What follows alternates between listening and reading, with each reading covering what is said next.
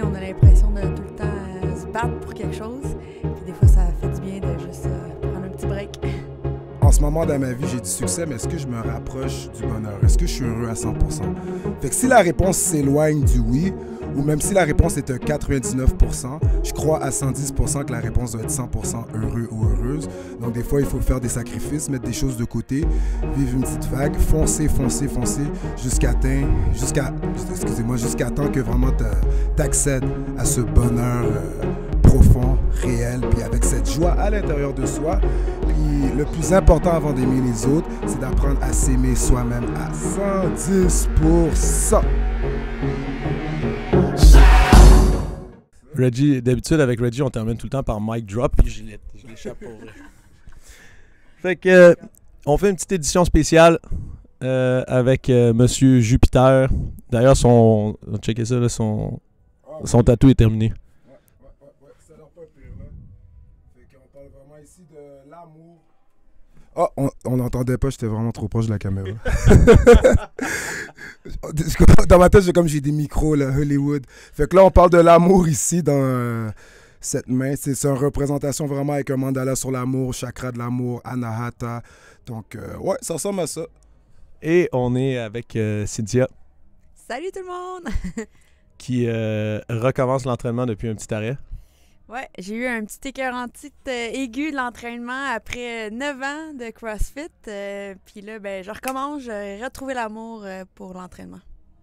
D'où mon introduction incroyable avec le tatou à Reggie sur l'amour. Ouais, c'est une belle coïncidence. Mais je dirais peut-être que non, parce que je considère pour moi que l'amour, c'est tout. Fait que si on parle de force, la force, c'est l'énergie.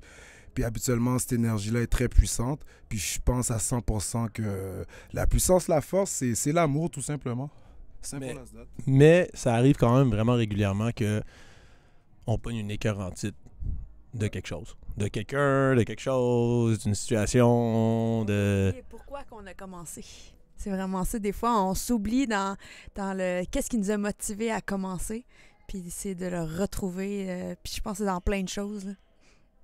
Puis des fois, le best, c'est de s'arrêter. Tu sais, des fois, on se dit, j'aurais peut-être dû m'arrêter même avant pour m'en apercevoir plus vite que de me forcer à continuer puis de trouver ça encore plus embêtant, genre.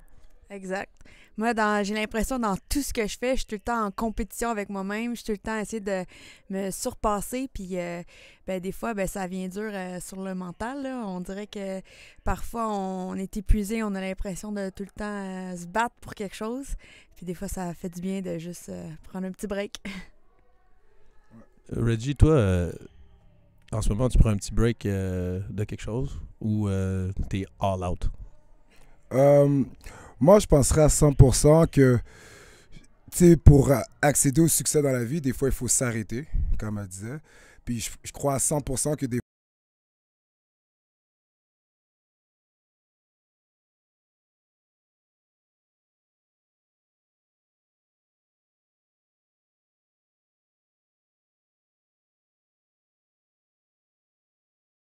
fois, il faut mettre des choses de côté vers vraiment la mission précise que tu as. Même si des fois, tu dois faire des sacrifices. Donc, des fois, c'est de se dire, bon, en ce moment dans ma vie, j'ai du succès, mais est-ce que je me rapproche du bonheur? Est-ce que je suis heureux à 100%? Fait que si la réponse s'éloigne du oui, ou même si la réponse est à 99%, je crois à 110% que la réponse doit être 100% heureux ou heureuse. Donc, des fois, il faut faire des sacrifices, mettre des choses de côté, vivre une petite vague, foncer jusqu'à temps que vraiment t'accèdes à ce bonheur profond, réel, puis avec cette joie à l'intérieur de soi. Puis le plus important avant d'aimer les autres, c'est d'apprendre à s'aimer soi-même à 110%. Oui, mesdames et messieurs. Reggie, il est prof de yoga, si vous le saviez pas, là. Donc, on est en train de... C'est quoi le chakra de l'amour, là? C'est le 4e chakra, le chakra du cœur, qu'on appelle en sanskrit, qui est la langue yoga, c'est Anahata. Donc, c'est le podcast du Anahata. Right? Et des fois, pour retrouver son Anahata, faut être capable de, justement, enlever les choses qui étaient devant. Puis des fois, ça passe par avoir une écœurantite de quelque chose. Oui. Puis, qu'est-ce qui a fait que ça a mis... C'est quoi l'événement qui a mis fin à ton écœurantite? Je te dirais des nouveaux défis qui m'a ramené à me rentraîner, puis que j'ai réussi à retrouver la passion de l'entraînement. Pour moi, on dirait que j'étais trop focusée sur le CrossFit, puis j'avais l'impression que je pouvais pas faire rien d'autre, tandis que j'ai réussi à amener d'autres sports dans ma vie en gardant le CrossFit. Comme là, j'ai réussi à faire de la boxe, à faire du yoga, puis le CrossFit, j'ai réussi à mélanger ça. Fait que c'était juste de trouver un peu le milieu, de bien faire mon horaire la semaine pour réussir à tout faire, parce que sinon, j'avais l'impression que j'avais plus d'activité, que le CrossFit, c'était ma seule activité que j'avais dans mon entourage. Puis c'est un peu le piège dont on tombe tout le temps là-dedans, parce que c'est supposé être une préparation physique générale pour qu'on puisse profiter de justement faire du yoga, profiter de, mettons, faire du soccer avec ses amis, ou genre d'aller faire de la boxe, ou d'apprendre un nouveau sport si on a le goût d'aller grimper en escalade. Puis des fois, on laisse un petit peu notre engouement du début comme bouffer tout ça, puis là, on fait juste ça. Genre, puis là, ça rentre... ça rend nuageux un peu notre chakra de l'amour. Ouais. Qui est quoi le nom? Anahata, le chakra du cœur, 4e chakra, vraiment placé ici devant la poitrine au niveau du sternum. C'est, en fait, là, on va parler du chakra du cœur. Donc, petite pause chakra. On va zénifier un peu la place. Matt, qu'est-ce que t'en dis? Est-ce qu'on a de l'encens? T'as-tu amené de l'encens? Non, mais... non, je sais pas. Non, faut faire le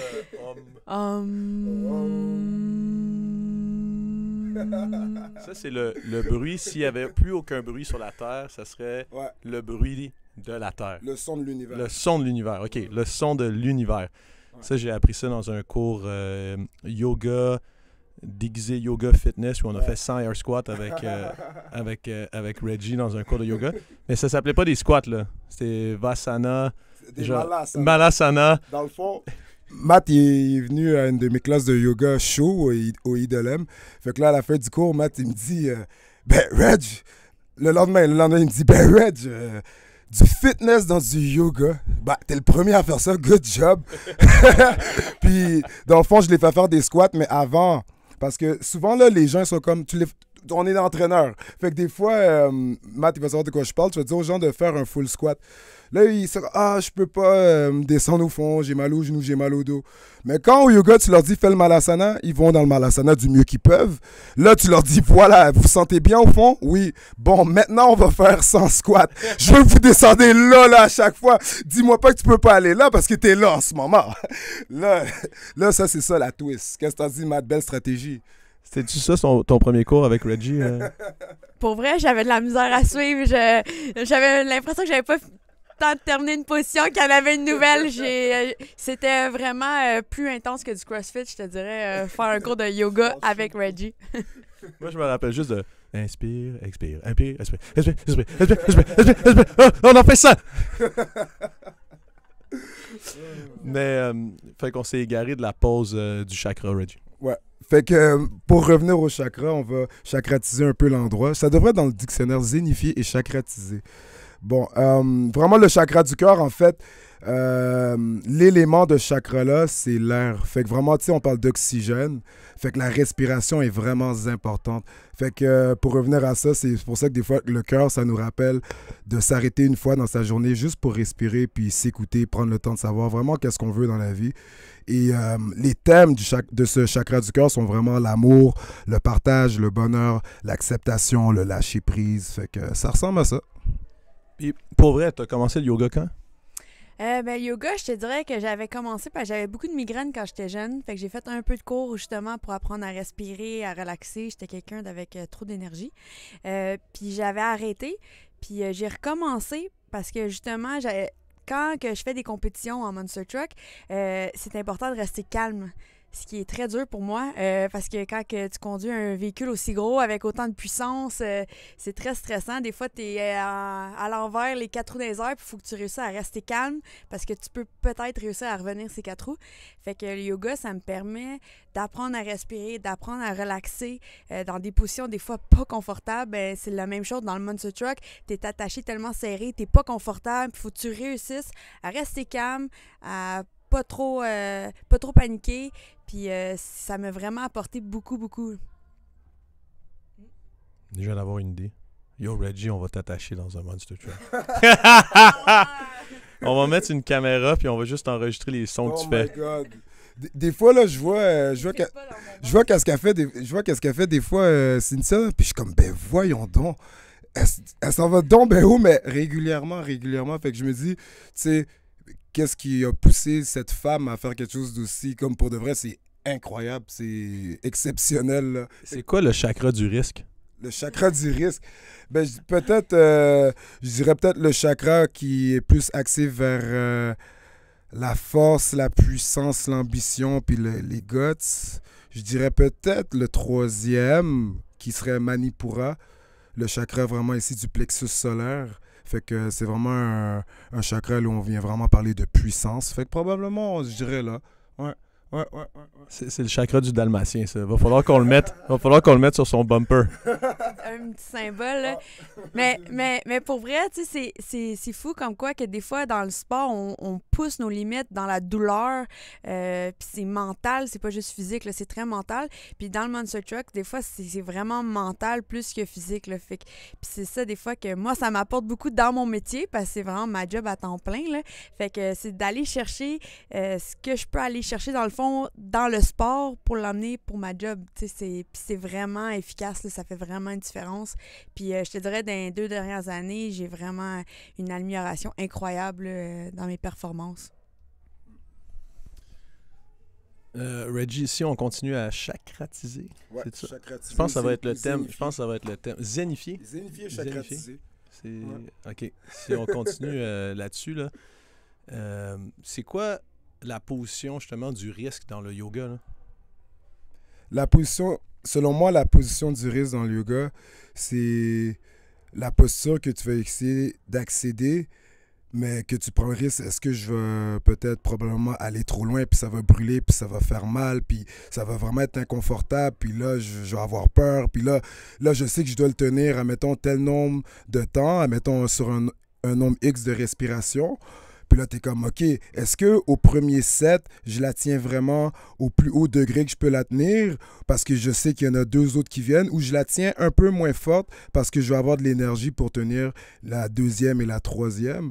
Moi, je crois que ça nous amène vraiment à cet état d'âme-là, donc vraiment un balancement, un équilibre, là où vraiment tu apprends à connaître des stratégies que tu peux appliquer dans la vie. Bon, comment je peux relaxer pour que je puisse vraiment avoir tout le temps de l'énergie dans mon moteur puis jamais être fatigué. Fait que quand j'arrive à la 3e journée, quand j'arrive au 3e mois, quand j'arrive à la première année, quand j'arrive à la 5e année, quand j'arrive à la Christie 10e année, puis que ça fait des années que je travaille sur quelque chose, mais que là, finalement, ça porte fruit parce que pendant que personne le faisait, moi, je le faisais. Moi, je crois que c'est la plus belle stratégie au monde, c'est de prendre de quoi qu'on est bon, puis d'y aller vraiment avec la patience, puis vraiment de la foi, de l'espoir, puis vraiment de savoir 100%. Moi, c'est ça que je veux faire, puis c'est moi le ou la meilleure dans la vie. Fait que ça serait un peu ça ma réponse. Mais dans le fond, le yoga, c'est bon pour la vie, là. Puis pour le sport. Ouais. Est-ce que tu vois ça? Moi, j'ai été exposé au yoga comme de façon bizarre parce que ma grand-mère est prof de yoga, yogi. Oh, ouais, ma grand-mère est yogi. Puis c'était comme un peu l'affaire genre tabou, là, parce que quand j'étais jeune, c'était comme un peu bizarre de faire du yoga. Là. Maintenant, c'est démocratisé, puis là, tout le monde fait du yoga, puis c'est comme cool, puis t'es pas gêné. Là. Mais là, avant, c'était un peu genre, ça voulait dire que tu devenais végétarien, puis t'allais en Inde, puis genre, tu faisais genre vœu de pauvreté, puis tu sais, that's it, là, c'était comme un peu spécial, là, right? Ouais. Je me rappelle genre de ma grand-mère qui me montrait des photos qu'elle allait dans des camps, genre en Inde, puis il fallait qu'ils se mettent dans de la glace pendant 4 heures. Puis que genre, si tu relaxes assez ta respiration, puis ton mental, genre, tu gèles pas, tu sais, t'es correct. Fait que je pensais qu'elle était un peu folle, fait que je l'ai comme jamais vraiment fait. Jusqu'à temps que je devienne, justement, que c'est le CrossFit qui m'a fait découvrir ça. Puis là, quand je retournais justement la voir, j'étais comme, yo, parce qu'elle habite en France, fais-moi donc faire une séance de yoga, là. Puis là, t'es comme, t'aimes ça, le yoga? Parce qu'elle aussi, elle était encore dans le monde où est-ce que c'était un peu des illuminés qui allaient faire ça, là. C'était comme pas, c'était pas nécessairement genre la norme, tu sais. Puis, c'est quoi qui t'a attiré, toi, d'essayer de faire du yoga? C'était-tu le côté stretching ou c'était directement, genre, de pouvoir relaxer dans des situations difficiles?